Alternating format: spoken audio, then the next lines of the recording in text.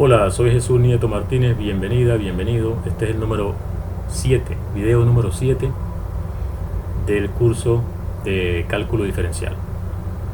Vamos a hablar del axioma del supremo, un axioma que vamos a agregar a la teoría de los números reales porque lo necesitamos para demostrar el teorema de Bolzano, que lo enunciamos en el video anterior. Antes de enunciar el axioma del supremo es necesario definir algunos conceptos. Si tienes un subconjunto de números reales A y tienes un número M, decimos que ese M es cota superior del conjunto A si para cada elemento de A M está por encima. Todos los elementos de A son menores o iguales que M, en caso de que M sea un elemento de A. Por ejemplo, si tienes un intervalo de esta forma o un intervalo de esta forma, incluso un intervalo de esta forma, si A es cualquiera de estos tres conjuntos, entonces B es una cota superior. Si A es cualquiera de estos, este o este, cualquiera de estos tres conjuntos tiene a B como cota superior. Efectivamente, todo elemento de este conjunto es menor que B o incluso igual a B. Lo mismo ocurre acá, mientras que aquí todos los elementos son estrictamente menores que B. Así que B es una cota superior de este conjunto, de este conjunto y de este conjunto. Observa que si B es una cota superior de un conjunto A dado, entonces cualquier número más grande que B también es cota superior. Por lo tanto, un conjunto que tenga cota superior tiene infinitas cotas superiores. No hay una única cota superior para un conjunto si el conjunto tiene cota superior. Hay muchas, y la que nos interesa es la más pequeña de todas esas cotas superiores, si es que esa más pequeña cota superior existe. Si esa más pequeña cota superior existe, la llamamos supremo, dado un conjunto A. Si ese conjunto tiene una cota superior, decimos que es acotado superiormente. Acotado superiormente significa que tiene cotas superiores. Vamos a decir que un número M es un supremo de A. Todavía no vamos a decir el supremo, decimos que M es supremo de A si cumple con las siguientes dos condiciones. M es cota superior de A, y 2, si tiene otra cota superior de A, entonces esa cota superior es más grande que M. O sea, toda otra cota superior del conjunto A es mayor que M, o es el mismo M. Entonces, un supremo para A es un número que cumple con estas dos condiciones. Es una cota superior y cualquier otra cota superior es mayor o igual. A partir de esta definición es fácil darse cuenta de que si M es supremo de A, entonces es único. Es decir, cualquier otro número que cumpla con esas dos condiciones que pusimos anteriormente tiene que ser el mismo M. Suponte que N también es supremo de A. Entonces, fíjate, como M es supremo de A y N es cota superior, entonces M es menor o igual que N. Y por la misma razón, como n es supremo de A y m es cota superior, entonces n es menor o igual que m. Aquí tienes entonces m menor o igual que n y al mismo tiempo n menor o igual que m. Por lo tanto, n y m tienen que ser iguales. Es decir, que si un conjunto tiene un supremo, ese supremo es único. Ahora vamos a lo que vinimos, al axioma del supremo. Dado un conjunto A de números reales, si es acotado superiormente, no hay manera de demostrar que tenga una mínima cota superior. O sea, que el supremo exista no se puede demostrar a menos que tú agregues en la teoría una hipótesis adicional a las propiedades del orden de los números reales. Suponte que tienes un conjunto acotado superiormente. Quiere decir que tiene cotas superiores, pero que tenga una mínima cota superior no lo puedes demostrar a menos que agregues una hipótesis adicional, una propiedad adicional al orden en el conjunto de los números reales. En lugar de hacer eso, se postula la existencia directamente de un supremo para A. Todo conjunto acotado superiormente en los números reales tiene una mínima cota superior. Tiene supremo.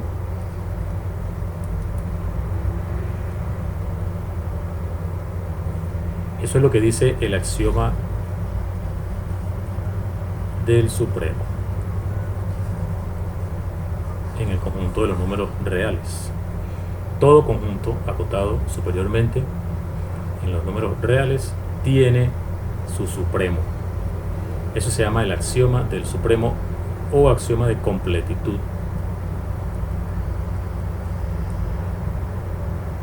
Del conjunto de los números reales.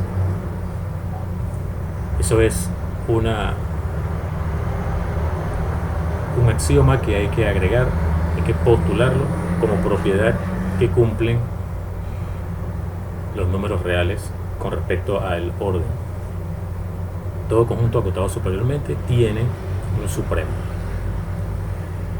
Otra propiedad que tiene el supremo de un conjunto dado es que es la siguiente. Vamos a suponer que A es un conjunto acotado superiormente y que S, vamos a suponer que S es el supremo de A. Como es único, ya podemos decir el supremo de A. Solo hay un supremo para el conjunto A. Entonces S tiene la siguiente propiedad. Veámoslo aquí gráficamente. Supongamos que esto es S. S es una cota superior de A, significa que los elementos de A están de este lado. Todo elemento de A está de aquí para abajo. El mismo S podría ser un elemento de A, eso es factible. Todo elemento de A está a la izquierda de S. La propiedad que tiene el supremo y que queremos mencionar aquí es: dado cualquier epsilon mayor que 0, en el intervalo S menos epsilon, S hay un elemento de A. Independientemente del tamaño que tenga epsilon. Si tú agarras un intervalo más pequeño, igual en ese intervalo hay un elemento de A. Ese elemento podría ser el mismo S, en caso de que S sea un elemento de A. Es decir, si lo escribimos acá, tenemos lo siguiente: para cualquier número positivo epsilon existe un elemento de A que está en el intervalo cerrado en S, o sea, porque podría ser igual a S, pero es estrictamente mayor que S menos epsilon. Esa es la propiedad. Para cada epsilon mayor que 0 existe un elemento de A que está entre S menos epsilon estrictamente y S podría ser igual a S. Está en este intervalo, en el intervalo S menos epsilon. aquí parece que no va a caber, en el intervalo s menos epsilon, s, abierto en s menos epsilon, cerrado en s, porque el x podría ser el mismo s. ¿Por qué esto es verdad? Bueno, si escribimos la negación de esto, ¿qué pasaría?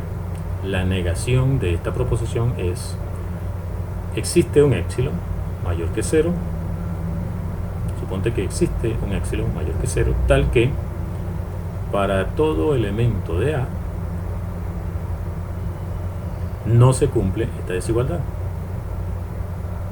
No se cumple esta desigualdad. Esta parte tiene que cumplirse porque ese es supremo de A, así que la que no se cumple es esta. Es decir, x es menor o igual que s menos epsilon. Entonces fíjate, existe un epsilon positivo tal que todos los elementos de A están por debajo de s menos epsilon. O sea que s menos epsilon es una cota superior de A, pero además s menos epsilon, como epsilon es positivo, es estrictamente menor que s. Cosa que no es posible, no puede haber una cota superior de A que sea menor que S, porque S es la menor cota superior, es el supremo de A. Así que esto es imposible, por lo tanto, lo que se cumple es esto, esta es la propiedad. Esto no puede ser, por definición, de supremo. Así que, si A es acotado superiormente, tiene su supremo por el axioma del supremo. Ese supremo es único y ese supremo tiene esta propiedad. Para cualquier epsilon positivo existe un elemento de A que está en el intervalo s menos epsilon s, incluyendo quizá a s, es decir, el elemento que tenga podría ser el mismo s. Con esto vamos a demostrar el teorema de Bolzano. El teorema de Bolzano, vamos a recordar. Recuerda que el teorema de Bolzano dice: tienes una función continua en el intervalo cerrado AB y en A y en B la función toma valores que tienen signos opuestos, es decir, si f de A es positivo, f de B es negativo. Si f de A es negativo, f de B es positivo, es decir, el producto de f de A y f de B es negativo. Si en A la función es positiva, en B es negativa, y viceversa. Si en A la función es negativa, en B es positiva. Suponiendo estas hipótesis, la conclusión del teorema de Bolzano es: existe un número entre A y B, en el intervalo abierto AB, en el cual la función vale 0. Gráficamente, voy a volver a hacer aquí el dibujito. Aquí está A, aquí está B, y si, por ejemplo, en A la función es positiva y en B la función es negativa, como la función es continua, necesariamente tiene que intersectar al eje X, es decir, tiene que haber un número entre A y B donde la función vale exactamente 0. Eso es lo que dice el teorema de Bolzano, y para demostrarlo vamos a utilizar el axioma del supremo. Eso muestra la profundidad de este teorema. Este teorema tan sencillo requiere para su demostración una hipótesis tan abstracta como el axioma del supremo, o algo más fuerte, algo que implique el axioma del supremo. También vamos a utilizar el otro resultado que enunciamos, y ese sí lo demostramos en el video anterior, y es la conservación del signo. Vamos a recordarlo aquí también. Si f es continua en cierto número x sub 0, y supongamos que en x sub 0 la función no vale 0, entonces existe un intervalo abierto, es decir, existe un delta mayor que 0, tal que en ese intervalo la función tiene el mismo signo que tiene el valor de f de x sub 0. Esto, f de x f de x por f de x0 es positivo, tienen el mismo signo, siempre que x esté en el intervalo x menos x sub 0, esto sea menor que delta. Si x está en el intervalito abierto que estamos mencionando, allí se conserva el signo de la función en f de x0. Vamos a hacer el dibujo en la siguiente página para ilustrar esto que está aquí muy analítico, ¿no?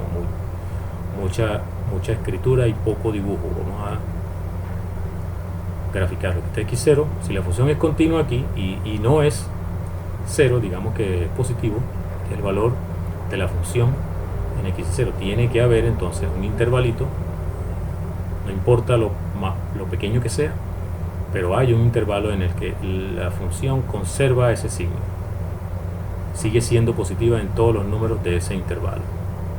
Si x está aquí, este valor es positivo, sigue siendo positivo en todos los números de ese intervalito.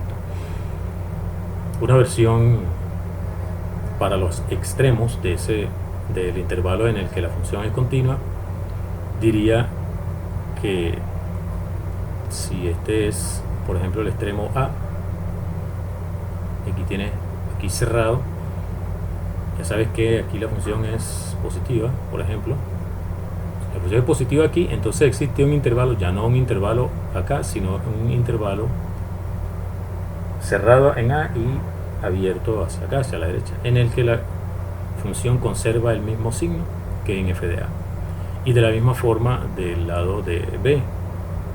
Del lado de B también vale el resultado en el intervalo cerrado en B, pero el intervalito que existe tiene esta forma: B menos delta. Este sería B menos delta.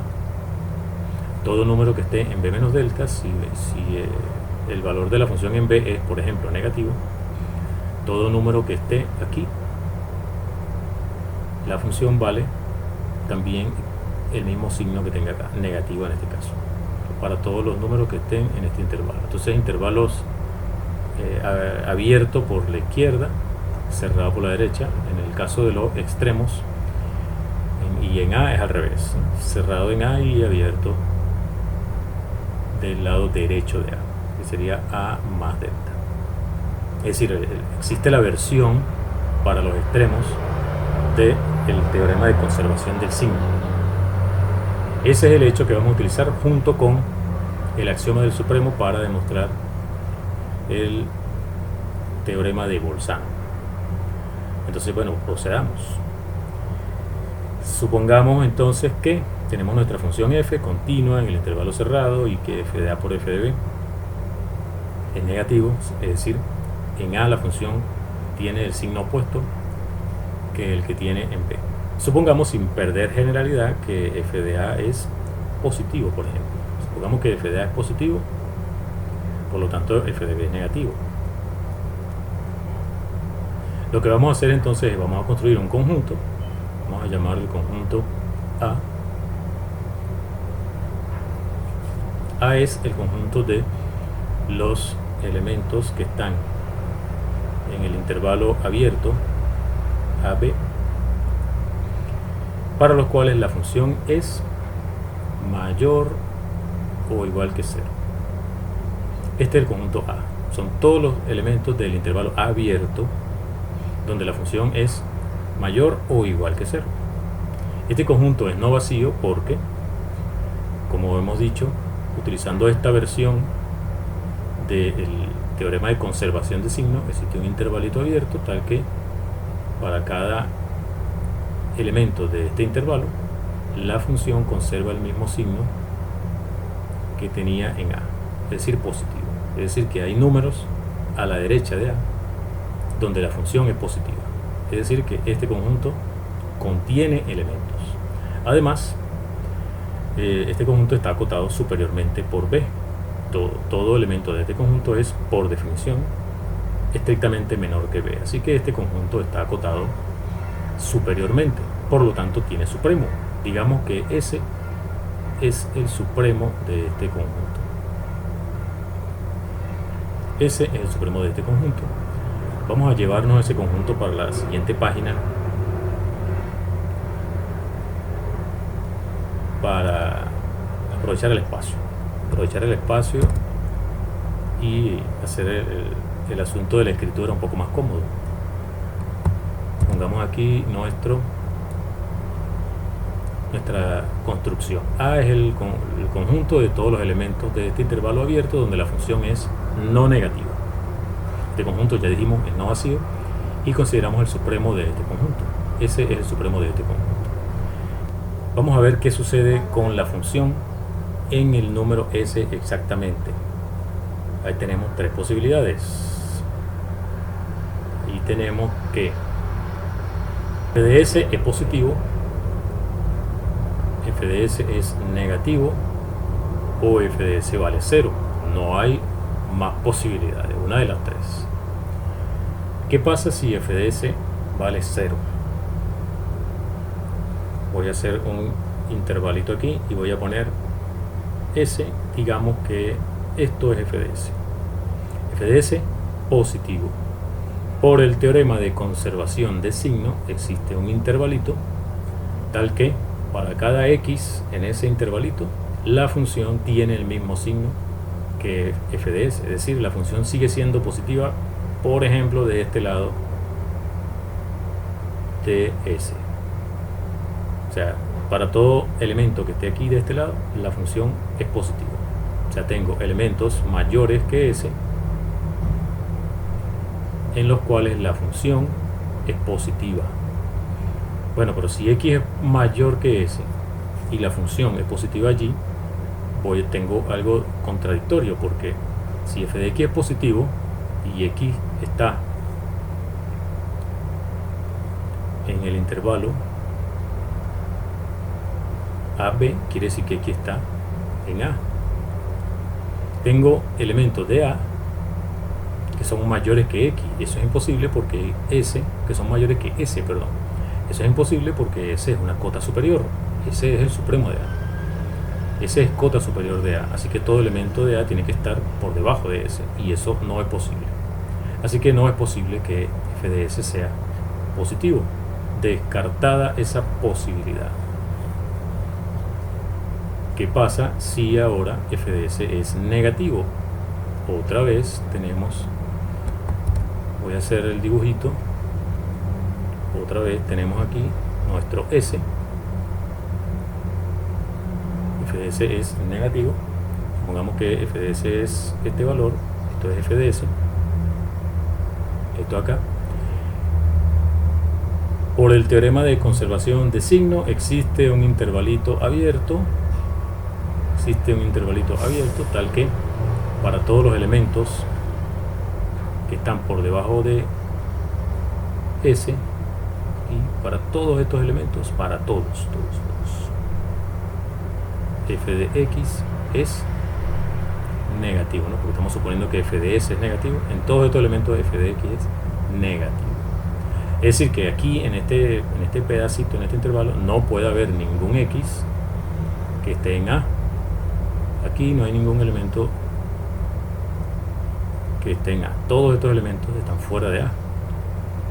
O sea que el delta que nos da la propiedad de conservación de signo, este delta niega la propiedad del supremo para S.